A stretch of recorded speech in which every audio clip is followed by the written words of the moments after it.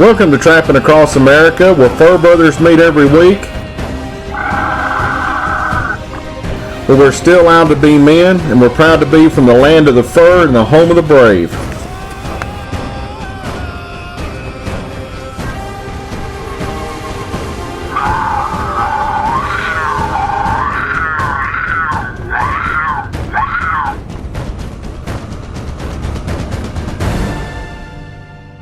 Welcome to Trapping Radio. This is your host, Clint for Trapping Across America.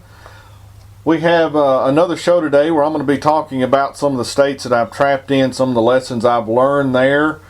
And I'm doing this from the lure shop today. And if you're not a trapper and you happen to be around Dunlap, you can probably smell it. With all the open winter we've had just continuously this winter, so many more guys are getting to trap a lot later, and they're buying a lot more lure, and I'm sure the other lure makers in the same situation that I'm in, that you're just wide open in production, just trying to keep up with the meat. And I do appreciate your guys that are trusting me with your lure needs, because it's been a really good year for that. But at the same time, like I said a little bit last week, if you're holding coon, you need to get rid of them, because I keep hearing more and more fur buyers and trappers where they're trying to sell coon as quick as they can put it up from week to week, and the price of that is going down. So if you've got the coon, you need to dump them, because in 3 weeks they're probably going to be less than they are right now. And I hate to give money value on that, just for the simple fact that, you know, someone in Minnesota and someone in Arkansas is going to be such a huge difference between the two right there, that trying to explain some of the numbers I've seen have been all over the board. But most of it right now is based off the speculation that there is just hundreds of thousands of coon caught more this year than there was in the last few years, because of our winter being so gentle. Now, I'm getting ready to be starting on the 4th of February at the Harrisburg, PA Outdoor Show. And if anybody lives around there and you're going to be coming up there, I don't have my booth number, and which would be helpful if you've never been to that show, because it is massive. And for most people that I never get to walk, I've only been there once, but I never got to walk around. But they say it takes like 2 days just to see it all if you're really hustling. So it is a big show. Now, where I'm going to be at is, if you look on one of the maps there, you'll see where they have an archery arena where there's more archery stuff. I'll be in the hall just outside of that on a corner, and that's where I'll be set up, and you'll see the flat screens and all the pictures. Will be kind of hard to miss. And normally, because of all the pictures and a lot of people who've never been around someone that's really trapped that hard, they're just absolutely amazed at how many animals are on some of these pictures. Which brings up a good point. Doing stuff like this, even if you're doing it for your state, it's really educational to people, because most people have a hard time understanding that there's more than 2 bobcats in the state, or more than a handful of beaver, or raccoons are almost extinct. They hear all kind of crazy stuff from other people that they just don't know what's out there. And so when they talk to someone that deals with wildlife all the time, you'll find out, if you put yourself across in a very professional, gentle, helpful mode to them, you can build allies to it. You know, they may not want to go trapping, but if someone's asking them to vote on something, they may look at it a little bit different than they would before. Because a lot, like even here where I used to trap in Barron County, I would literally have people just throw a hissy fit at me because I was catching so many beaver and causing them to go extinct. Or they would see 30 in the back of the truck and thought I killed everyone in the whole county with that one day's catch. And they just had no comprehension. Within 5 miles of where they were at, there was probably 300 or 400 beaver just right in a 5-mile area. So if they don't know, they don't know. And one of the things we can do as an educated trapping and educated trapping industry is to help educate those people. Like I said, if you're going to be up at the PA show, I'd love to see you. I'm going to be around a lot of non-trappers, a lot of great sportsmen up there, hunters and such, but it makes my day go a little bit better when I can actually talk to my brothers, the trappers out there, because I speak your language a little bit more than I do deer hunters. What I want to talk about today is, like, I'm going to continue on till I run out of the states I've trapped in. because there's a lot of neat things to learn from every one of them, is I'm going to start with Louisiana today. And the reason that I think that's so important, because it's either the 1st of February or whatever it is when I'm shooting this. This is Wednesday, before you hear this on the internet. It is 63 degrees in Tennessee. It is drizzling. I have clover coming up in my yard. There are stuff trying to bud. It smells like spring, feels like spring. And when you have that much humidity in the air and in the ground, because we've just been getting rain after rain after rain, it smells like Louisiana. Damp earth, a lot of greenery, a lot of water. And it just, when I woke up this morning and walked outside loading the van for PA, I mean, if I'd have closed my eyes, I would have thought I'd have been in middle Louisiana in February or March. It's amazing. Now, if you've never been to Louisiana, I'm gonna start this off with some of their laws. I'm gonna go into some very neat attributes about Louisiana. The only 2 laws in Louisiana is a 24-hour check and no teeth with no jaws with teeth in them. That is pretty much it. When I first went down to Louisiana doing bounty control for a parish, doesn't that just sound sexy? I mean, everything in Louisiana just rolls off the tongue. You don't go work for the county. You go work for the parish. You don't go to the beaver swamp. You go to the bayou.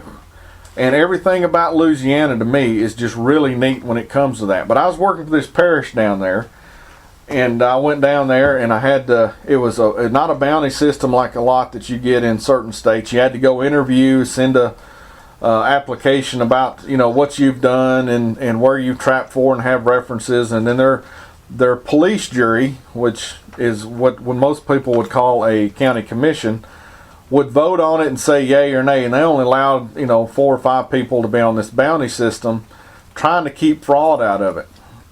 So I sent that in, and I went down there, and I stopped by Walmart to get the regulation book, and they handed me a piece of yellow paper that was not even an 8x10 folded over in half. And the first page that you saw on the front was just pretty much trapping regulations for Louisiana, with a picture of an otter or a beaver or something like that on the front of it. And I'm looking at it going, no. I need the regulations, the trapping regulations. He said, that's it. So I take that back out to the truck, and I'm flipping through it. And, besides 24-hour check and no teeth, that was all I could find. You need to have permission.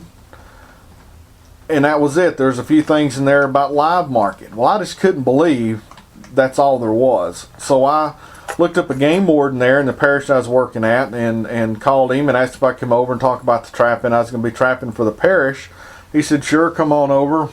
Went to his living room, and I explained why I was there, and he goes, well, let's find out what all the rules actually are, because that's just not something he's really concerned himself with.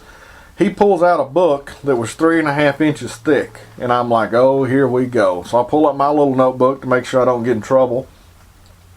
And he starts going, that don't pertain to you, that don't pertain to you. You doing live market? No, sir, this don't pertain to you. This section doesn't pertain to you. This went on and on and on. After about 20 minutes of him going through that book real quick, he kind of looked at me and said, yep, that's it. No teeth, 24-hour check. And this is what he told me, which absolutely cracked me up. He said, since you're working for the parish, we don't care if you use teeth, because you're considered control. So you don't have that law. And since you're working for the parish, we really don't care if you check them every 24 hours. We would just appreciate it if you do it in front of people if they're going to see an animal in a trap more than 24 hours.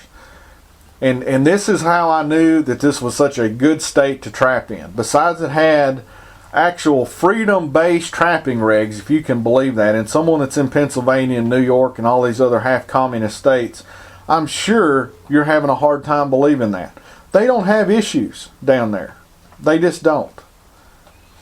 Trapping is part of their culture in Louisiana, actually way more than it is up north. It's just been that way.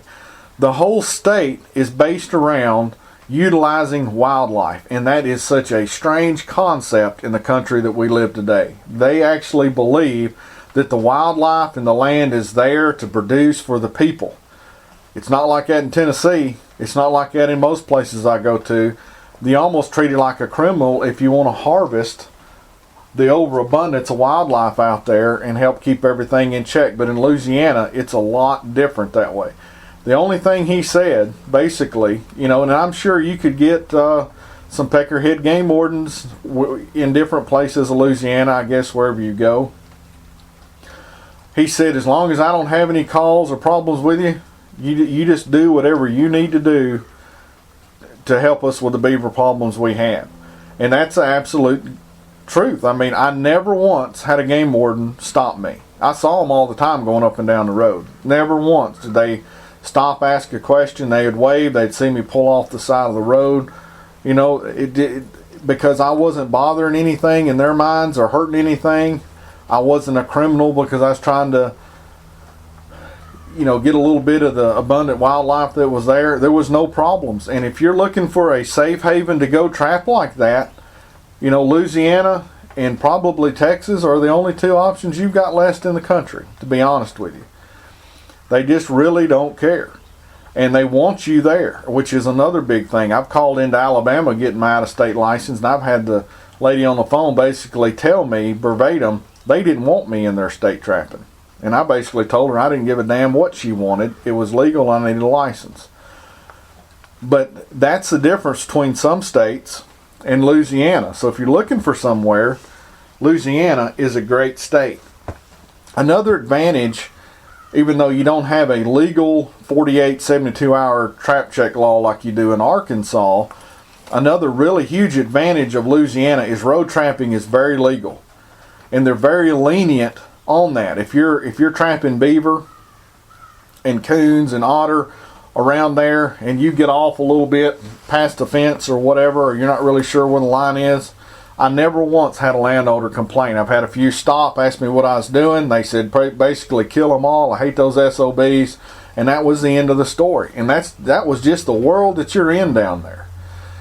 So it's a really good place to go trap. And by having the road trapping laws that you have in Louisiana, unless they've changed something I don't know about, that means you've got the whole state to go anywhere and trap as much fur as you got the intestinal fortitude to set the steel for. That's what that really means. That means bring what you brought, and hopefully you bring enough. And when I was down there, because there's so much water in the places I was at, I wasn't actually in the Delta country of Louisiana where I trapped, but I was just over from it. And I'm going to go into why I think that's a little bit better than going to the pure Delta country here in a second. But it allowed me to run hundreds of otter traps and beaver traps in a 24-hour period. And leaving, especially when you first get down there, even if you think you need to leave the traps more than 24 hours but get a bigger catch, you probably won't be able to skin it. If you get on a river system there and you want to get off of the roads, which is if you want to go be an absolute hero for pictures or for whatever reasons, and you want to go beaver snaring somewhere and just catch a tractor trailer load of beaver, go to some of those rivers down there. Part of the bounty system I was doing, it was based off of payment from the taxes to help keep the roads clear. They didn't want me going to the river, but after the second year I was down there, I just couldn't stand it. So a friend I was with, we took his boat out, and I set about 40 snares in probably 2 miles on the river down there. Came back the next day and was pulling them, and we had 27 beaver in the boat out of 40 snares in a 2 mile period. And I'm talking, I wasn't putting hardly any effort. He'd just pull up, I'd put the kill pole in next to the slide, open the loop, throw some lure back here, and that's all I was doing. I was dumbfounded at how big the beaver were and how many that were there. But if you're going to trap in a river system like in Louisiana, and I'm sure part of Mississippi, you get a tremendous amount of silting. And you can't see into the water like I can here or you can in other places. So you've got to be very careful. It's best if you have some form of, what do you call those things you put in the boat? A radar type thing that you can see how many feet the water is. And to get to the banks, a lot of times you'll have to pole yourself. But the downside of the rivers in Louisiana is if it rains, because they're countersunk really bad because it's soft soil, it's great fertile soil. But because of that, when they get these floods, it digs the water system down into the ground even more and more and more. So a lot of these places will have when you do a boat ramp there, where I was going in, I bet it was 70 feet down from the road up top to get to the water. And when you get a big flood, the water will be over the boat ramp. So you can imagine what that means. So you really got to pay attention to the weather when you get into Louisiana, or you may not see your equipment for 3 weeks or a month or 2 months. And that's not uncommon by trappers. You'll find out that most guys down there that do a lot of trapping have 2 or 3 sets of equipment, because they know over the course of the winter they're not going to see a set of that for a couple of months probably. It's not like that up on the dry land. It'll flood and then the water run off pretty quick, and it's really not that bad. It's not anything like I've got to deal around here with the mountains and all the water that's on the mountains got to get down off the mountains and down in the valleys. It's not at all like that when you get to Louisiana. The water will clear off for you. You have, like I said, a tremendous beaver population in some places. You have a really good coon population everywhere I've been in Louisiana. Now the coon there are a little bit smaller, but there's a lot of them, and they've got pretty good colored fur, at least on the ones on the eastern side of Louisiana where I trapped. They had pretty good fur. There wasn't a whole lot of yellow ones, and they weren't as big. You'd probably, you're going to be 29, 30 inches when you stretch them on your average size. You'll get a few big ones, not very many. You'll have a whole lot of 29s and 27s. So just keep that in mind. The good part about Louisiana, for all y'all guys that live in these states that want to treat bobcats like they're some form of, massive big game trophy, or, the nature Nazis are worried that someone's going to actually kill one of them, so they don't want to have a season. There's a lot of cats in Louisiana. Lots of cats. You can catch them under bridges. You can catch them going through culverts. You can catch them in the fields. You can catch them in the woods. You can catch cats pretty much damn near everywhere. There's just cats everywhere. The range you're going to get on those cats based off this year, it's going to be in the $20 range to the $150 range. And it's probably going to be more in the $70 to $80 range this year on what you could get on those cats. So keep that in mind. Commercial cats are doing pretty good this year. A lot of years you're going to be looking, or probably an average over a decade or so, you're probably looking at $30, $40 cats. So they're not the best cats, they're not the biggest cats, but maybe 1 out of every 10 or 15 is going to be a sure enough, very spotted, nice belly, white, wide, and it looks really good. So those cats down there can do you very well. In certain places you've got to deal with nutria. Nutria can be a pain in the butt when you're trying to otter and beaver trap.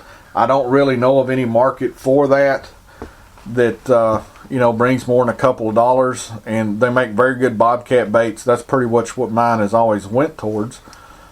But if you start running into a lot of nutria, you need to start setting a whole lot more traps to get those cleared out, because they're just like water possums. And on land, the water possums, or the land possums, are really possums, and I've never in my life seen a place with so much wildlife in it like Louisiana. And I bet you the possum population has got to be a couple of thousand per square mile. It is unbelievable. So if you get really frustrated because you catch possums in a fox or coyote or cat set, Louisiana is not the place for you. And you probably need to set several traps in one area to try to get the possums out of the way, because I'm not exaggerating on that part. They got the possums, and then since they don't get really cold weather, drizzly days like it is today, you're going to be loaded with them. And if it's above freezing and you get some mist at night, you just plan on it that you're going to run about 50% of your traps are going to have possums in it. That's just the way it is. Another cool thing about Louisiana is they have a very strong live market. It swings back and forth if the guys want to let you use footholds or just snares. But the snares down there are not that big a deal if you're going to go to live market side, because there's so much cover. It is thick. It is, a lot of times it's like a jungle, even around the farms and the fish ponds. Once you get out of the manicured part of that, how they're coming and going, there's a lot of trails there, and you can really catch a lot of coyotes. And Louisiana is not one of those states yet that's been overran with trappers there that do the live market, so there's not as many games being played as you're going to find in Mississippi and in Georgia and North Carolina and stuff like that. It's pretty much somebody go, well, I could take 50 or 60 of them, and then you go get them and they'll pay you. It's been a lot different there than it has been anywhere else. There's a lot of pens there spread all over the state that allows you to have a good market without having to drive too far. I would do some research. You got to get some license and stuff from the state to be able to do that. And if you're going to keep them long in a certain period, you've got to make sure your cages are certain standards and things like that. But if you're just selling them as you catch them, it's really no big deal. And it's, like I said, it's a very user-friendly state. Now, if you're like most people and you're going to go somewhere, you may not think this is a big deal. But after you go to Louisiana, it will be a big deal to you. You want to know what fast food is in Louisiana? In between stops, my favorite thing to do is I'd pull over to one of these several shacks that I would see. And when I say shacks, I mean they look like put together, someone just built a screened-in porch with nothing else and a few boards holding up to try to keep some of the wind out of it. You pull up to the front and you tell them you want so many pounds of crawfish. In 2 minutes, they're handing you this bag and you're going down the road and you're eating tail and throwing it out the window, going to your next set. Much, much better than McDonald's. And it's so much better than the peanut butter and jelly sandwich that you're trying to save a little bit of money on, because down there it's not that expensive. And you'll find a lot of places down there where the locals eat, and just kind of ask around where they do eat, because it is some of the best food that you'll ever get in your life, and it's there on an everyday basis. And if you go to where the locals go, and it's not a tourist trap, it's really not that expensive, because that's just the way those folks eat down there. There are some dangers when it comes to Louisiana. If you're afraid of snakes, you're going to have to steel your spine a little bit on that, because you're going to come across a lot of snakes. And it don't matter what time of the year it is. If that sun comes out and that temperature gets up, they're going to start moving around. And there's something about a big blunt tail water moccasin. If you don't know what that is, that's what you call a water moccasin that's big. I mean, they got a neck on them like a big bull. And the reason they call them blunt tips is because they're so fat they don't even really go down to a point on their tail. They just kind of blunt it off. And they seem to be very mad at the world. And especially during the trapping season, they seem to be right at that stage where they can get out and move around and want a sun, but they're just pissed off they can't move around and do what they want to do, and they're very aggressive at that time. You can if you're really worried about it, you can carry a shotgun or a Judge from Taurus with the 410s or whatever. What I carried down there was a .22 Magnum 8-shot revolver ultralight pistol. It's got like a 2-inch barrel or something. And I would get rat shot, and if the snakes wouldn't leave me alone and wouldn't go about their business, then I would take care of it. Now, the rat shot may not necessarily kill all the snakes, but trust me, when you shoot one in the head with it, they're not worried about you any longer, and you can go about your business. I'm not going down there snake hunting when I go to Louisiana. But saying that, I went through cases of rat shot. My wife went down there with me, and she flew in I was trapping real late in the year, and it was getting close to Easter, and we was going to go have a traditional Cajun Easter dinner with crawfish etouffee down in Baton Rouge with some people we were staying with. She flew in, so we went out to check traps for a couple of days, and the first place we got off of, we load the four-wheeler, we're going through all this CRP ground, and Cindy looks up and goes, "What are all those snakes doing?" Well, I've never even noticed it, but in those CRP trees, they're about 20 feet tall, and almost every one of them had a black snake, and I couldn't tell from that distance if they were water moccasins, but they were just kind of facing up towards the sky with their mouth open, almost like they were sun worshiping. And when you saw one, then you saw 3, then you saw 50, then you saw 100, and I'm sure if you could go over that CRP field, there'd be 1,000. they didn't bother you for whatever it is they were doing. But what they did do, it made my wife a little nervous. And me being a guy, and me being around snakes a lot, it didn't really affect me like it did her. So we're going out on this four-wheeler trail, and we come to a beaver swamp, and there's a beaver house. It's about 20 feet from the bank, and it's a big one. It's probably 14, 15 foot wide, 6, 8 feet tall, and it was a good sunny day. It was probably 65 degrees, bluebird day. And she was still talking about those snakes, and I said, well, watch this. And because she's like, are you going to go over to the beaver house? I'm like, no. And I said, watch this. So I pick up a stick, I sling it at the beaver house. It's about 20 foot away, and it hits it. And then I wasn't expecting to see what I saw in the volume I did, but it looked like something out of Indiana Jones, where the snakes start coming off that thing and just falling down in the water. Well, I turn around, and my poor wife is standing on the four-wheeler. I couldn't get her feet to touch the ground in the woods anymore after that time. She would stay in the truck. She wouldn't get out. So if you're going to take a significant other and she's afraid of snakes, kind of insulate her from not doing stuff like that us guys think's cool to watch a free Indiana Jones show. So you have to be aware is a good way to put it. You need to be aware of the snakes. There's no need to be deathly afraid of the snakes. Everybody thinks if a water moccasin kills you, you'll die. That's not the case. I talked to the doctors down there because I want to take my dog, and they suggested against it. There's not even a serum that they give a person. They pretty much tell you, get some rest, drink lots of water. You're going to hurt for a few days. You're going to swell up. It's going to turn green and purple and blue. And then 3 or 4 weeks later, it's not going to hurt you anymore. And that's what they tell you. So it's not like they're going to kill you if they bite you. And most of the people that live down there maybe get bit once or twice. The old trapper that I hung out with down there a little bit, Montreal Valentine, he's been like 4 times. And he's been a commercial fishing, a commercial turtleman, and a professional trapper for private and for the state for like 50 or 60 years. So 40 times out of 60 years, pretty good odds. So I wouldn't get too wrapped up about it.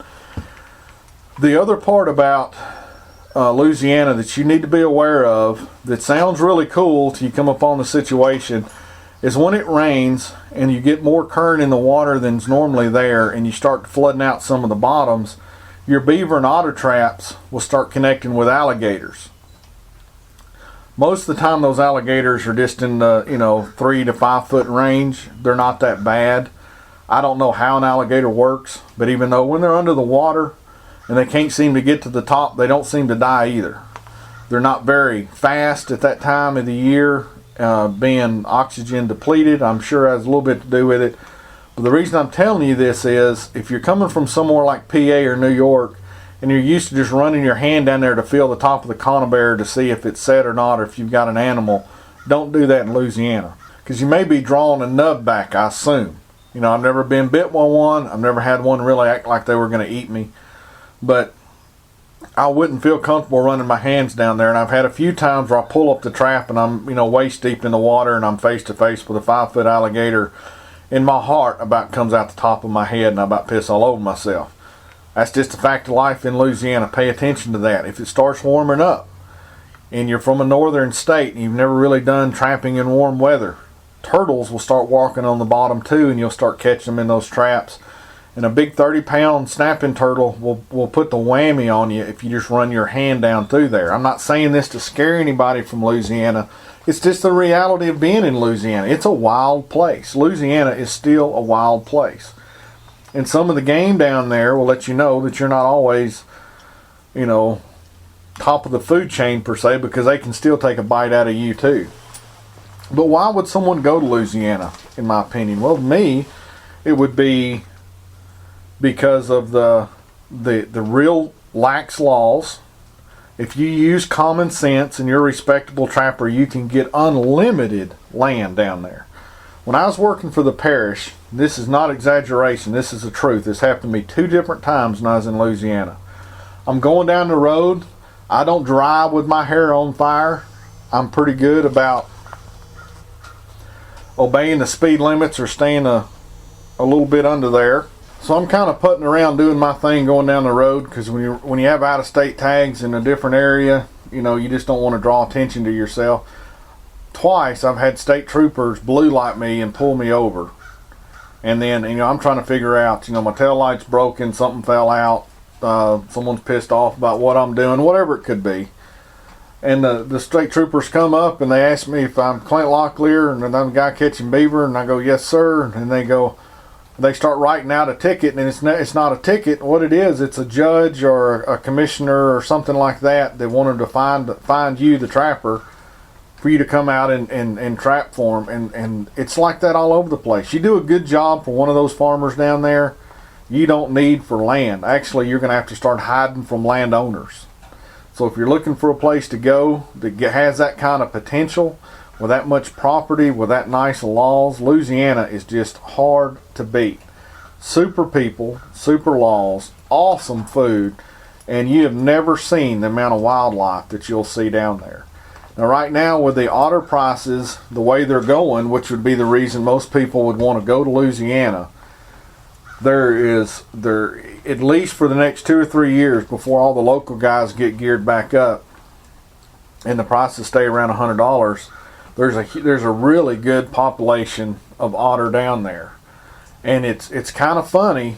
On the eastern side, they're a little more pale. When you get on the western side and more of the pine forest, they're a little darker.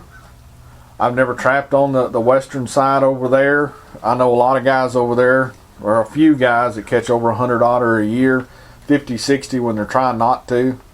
Same on the eastern side. Now the reason I said you don't want to, the Delta country is a little bit different in Louisiana. If you've never seen, and you ought to Google this before you go down there to understand what I'm saying, you have a levee that goes down the Mississippi River. That is a big levee. It goes all the way from the top of the state to the bottom of the state. Water doesn't flow in and out of that levee, therefore it wouldn't be a levee. If they need to let water flow in and out, they've got these big gates. So if you get right on the Delta side, and you're on the inland side of Louisiana, which would be the western side of the levee, there's not a lot of water right there because the levee system has blocked it off. So you don't have flowing water right there. So you're not going to have a tremendous amount. But if you can find some landowners that have hunting clubs that are on the eastern side, and some of those have buildings and places to stay. If you we call them D-U-M-P, dump ponds in Louisiana. If you can get on the eastern side of that levee, you're into absolute trapping paradise. You've got all the otter and beaver and everything else coming off the Mississippi River, and they stay between the levee and the main river. The catch of that is you've got to ask the locals what the feet measurement is on the Mississippi River, because once it gets over the bank of the Mississippi River and it traps you between the Mississippi River and the levee, you're out of business, because sometimes the water will be 8-10 foot deep all the way across where you used to be riding your four-wheeler or in a canoe or walking. So you have to keep that in mind. It seems like the better places you can go have some very weird things you have to pay attention to, or you'll get trapped there. And I've had the same thing happen to me in Mississippi. But the otter population is good because you can run so many roads. And if you go road trapping in Louisiana, if it's water and it's 6 inches deep and it's flowing and it's 2 foot wide, stop and put a trap in it. That may be a 5 or 6 otter creek over a course of 2 or 3 weeks. So if there's water there and it's going from somewhere and to somewhere, stop and put a trap in it. You can block them down with 330s. You can use footholds in those shallow creeks. Another good thing about Louisiana, at least where I was at, which was just south of Interstate 20, is the way the water floods and the sand and the loam and all that. Most of the time, even on water that was 20 foot wide, there was a way to block down a creek with a 330 that wide, because the way the sandbars and the vegetation would grow. So you may have to put 2 or 3 conibears in a couple of different places to block those creeks down. But when you get in a lot of other areas of the country and you've got that big of water, there's no way to block them down without going to where they're coming out of the water at. So that's one of the huge advantages about Louisiana, at least that I saw. And a lot of times the levees aren't that deep. you've got to test them. You just don't walk out into one. You test to make sure that there's a bottom to it, and then you're not going to be over your head. But a lot of times it may be 25 foot wide and it's only 8-10 inches deep. You can work with that if you use some wire and stuff like that, and some junk to get your stuff set up on. But if you're looking for a place to go, think about Louisiana. Now the fish ponds, a lot of people get fired up on the fish ponds and crawfish ponds. If you can get on those, you'll do very well. But the fish ponds are set up a lot different from the crawfish ponds. The fish ponds are set up for people to drive around them all the time, which is good for you, the trapper. The bad part of it is they keep them the grass cut very low where the pond is, going off to where their creek they pump the water in and out of at.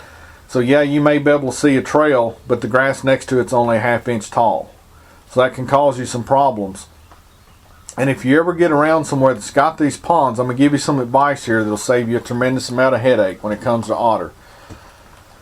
The first things you need to set up is how are the otter going to escape after you catch 1 or 2 of them.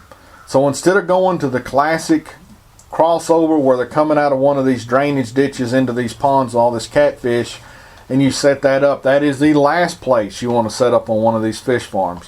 Where you want to set up first is try to figure out 3 or 4 different areas to block the creek, north and south or east and west, however the water's going, from those ponds, that you can block those up with your traps. And if you do that, then you go inside the fish ponds, because there's otter in there, and you smack 1 or 2 of them. What's going to happen is, instead of catching 1 or 2 and thinking you did really good, when you go look at your traps that block off their escape routes, now you may have 6, 8, or 10. That's how you get the big numbers of otter. But if you just go set the crossovers over because it's easy, and you don't take the time to set up their escape routes, you're going to have a lot of otter that'll see someone get caught and then leave. And if you don't have something set up for them, they may not come back while you're down there. Otters do seem to have some intelligence about being trapped. And by knowing how they're going to react, in their first thing of reaction when someone gets caught is they swim around trying to figure out what's going on, and then when their little bitty brains go, this is not a very safe place to be, they go to parts unknown and may not come back for several weeks or several months. If you have another family group come through, you may get lucky. But when I trap those ponds, their escape routes are the most important part of that, in my opinion, of catching a lot of otter down in Louisiana. Well, the next place, I was going to talk about Mississippi, but it'd be kind of the same, so we'll spread this out a little bit. I want to talk a little bit about New Mexico at the end of this show. New Mexico is another one of those places that I like it because it's got awesome food. Just like Louisiana, but different. Awesome food. The best restaurants to go in, as you can tell, it means a lot to me. The best restaurants you can go into in New Mexico are the ones that no one speaks English and you can't read the menu because it's in Spanish. You just communicate the best you can and eat whatever they bring you, and you're probably going to be very, very happy. New Mexican food and Mexican food are 2 different things. If you don't like spicy stuff, you may have a hard time in New Mexico if you can't communicate, because they are not afraid to throw the heat. But the trapping in New Mexico is super varied, and the only way I can give you my advice on New Mexico is tell you where I've been and what I noticed while I was there. When me and Ed went out to New Mexico, there's a high desert just on the western side of Las Cruces. And that's where we ran pretty much all of our cow lines out of. And it's all BLM land, so you don't have to have permission. You get a little permit. Your out-of-state license there is about $250. They do have more laws in New Mexico. You got the 24-hour check.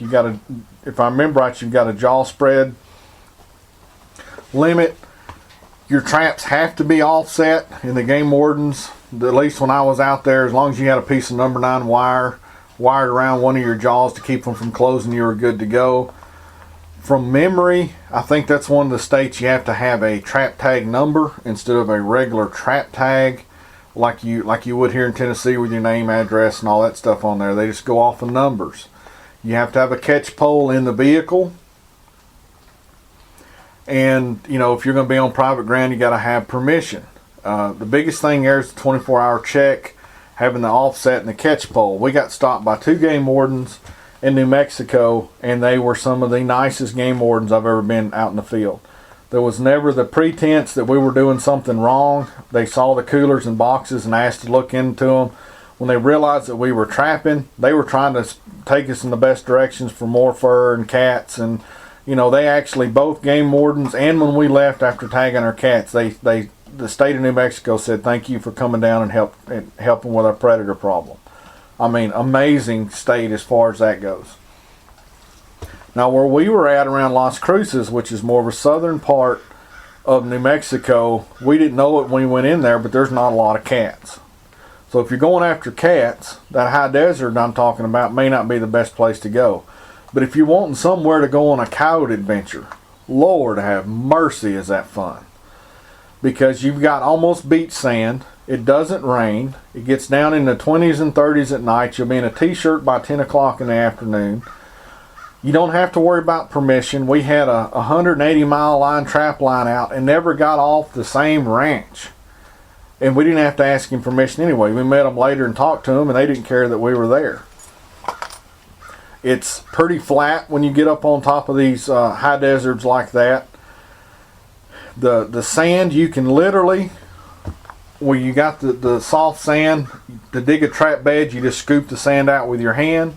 You bed the trap, have your peat moss or your underall or whatever you're going to use. You don't even need a sifter most of the time. You just push the sand back over the top.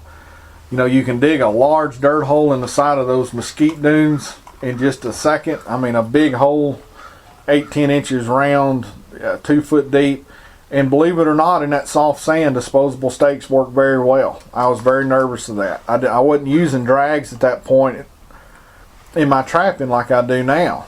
And I'm not sure I would then either, just because it was so easy to put them in.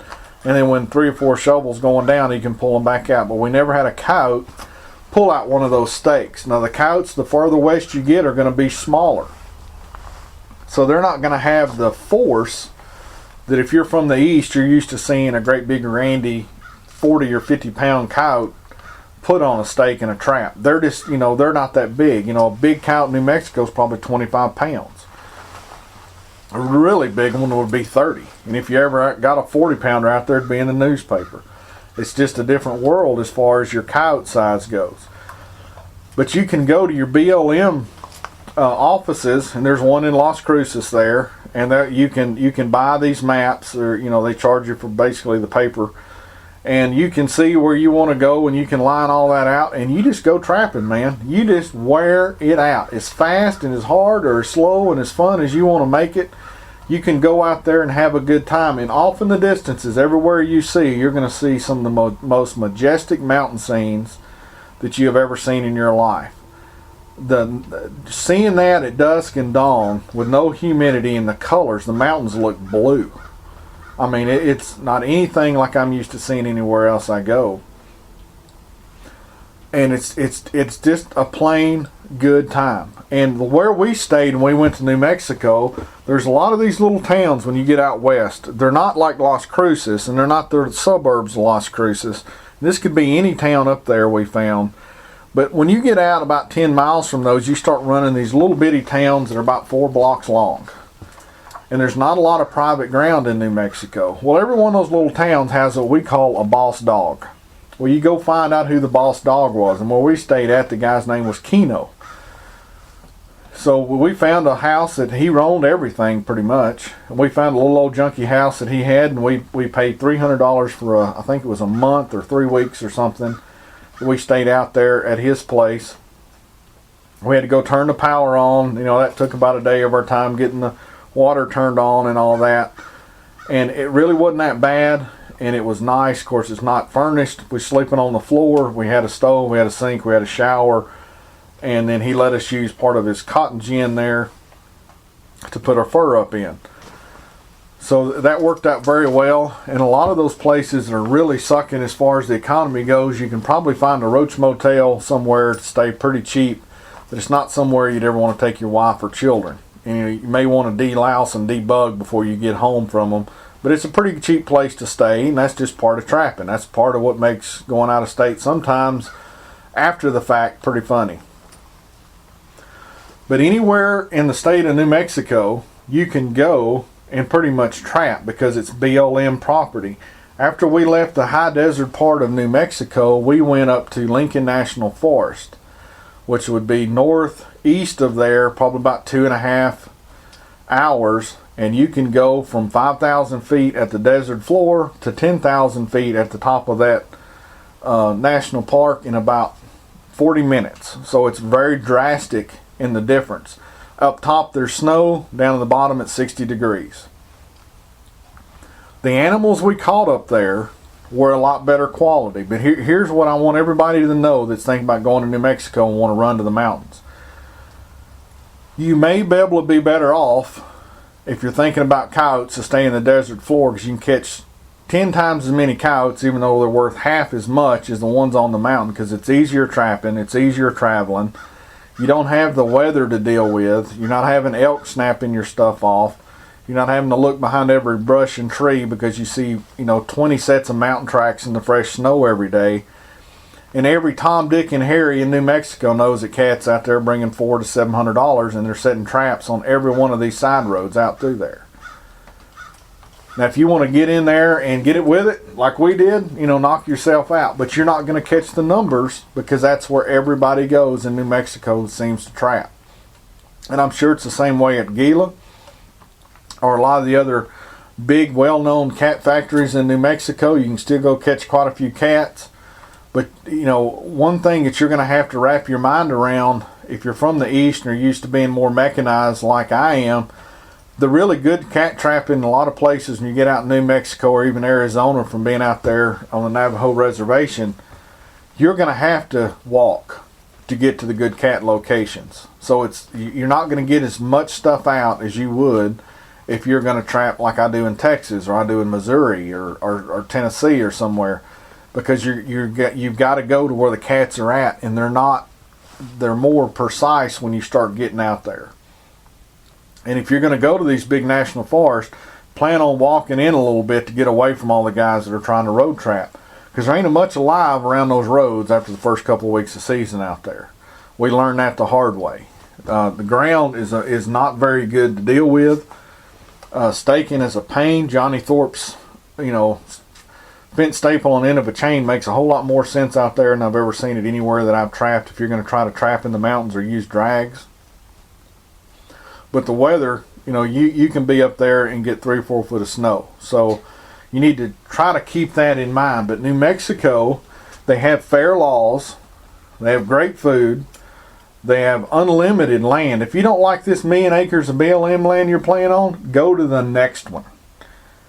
That's what trappers should be looking for. And there's still private ranches there that if you talk to them, you can get on there and trap them. I'm not sure that's really necessary in New Mexico because there's so much ground.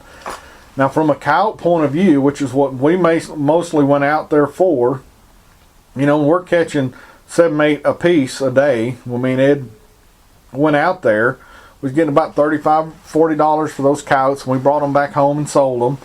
So we were doing okay on the money side. We caught some $400 cats. We caught some gray fox, some badgers, ringtails, swift fox. So we had a nice collection of fur when we come back.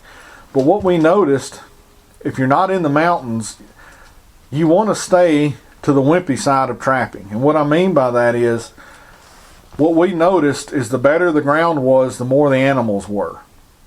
Because you can be driving along and you've got this almost like beach sand and there's sand dunes where it's built up against the mesquite and you see tracks everywhere. That's where you want to trap. You can go down the road 20 miles and you'll start hitting this really hard ground. It's almost like a gray looking clay stuff that you can't dig in, you can't get a trap bed in. And besides being miserable on you, when you go through all that work, there's just not hardly any animals there. So if you're going out there and you start hitting what I consider the bad land or the hard ground out there, go a different direction or keep driving till you get out of it, because you're probably wasting your time to sit there and fight that when you get out there, because that's not where the animals are at. And when we were in that high desert, I'm going to finish the show on this just to let you know how many coyotes are out there. When we went out there, we were setting the tanks in the what used to be fields of some kind and road intersections and all the classic style coyote locations that you would think you would need to do. And we were driving to get to these. I mean, on those old desert roads, you can go 65 miles an hour. And we're cruising down through there. Well, towards the end of the trip, before we went up to the mountain, we started setting traps off the odometer because we've all read that in those old books. Every mile we got out, and he'd go to one side and go to the other side of the road. We'd put a set in real quick, get back in the truck, and go down the road. Now, you can get a lot of traps out that way. I'm here to tell you, because you're not looking for anything. You just get out and you do it. And what amazed me in the high desert of New Mexico doing that, going off of odometers and going off of locations, our catch didn't vary. We had the same average going off the odometers we did going after the actual coyote location, which told me out in that desert they just wander around like the cats do in South Texas. So don't get wrapped up on your locations. If you see a lot of tracks, set your traps.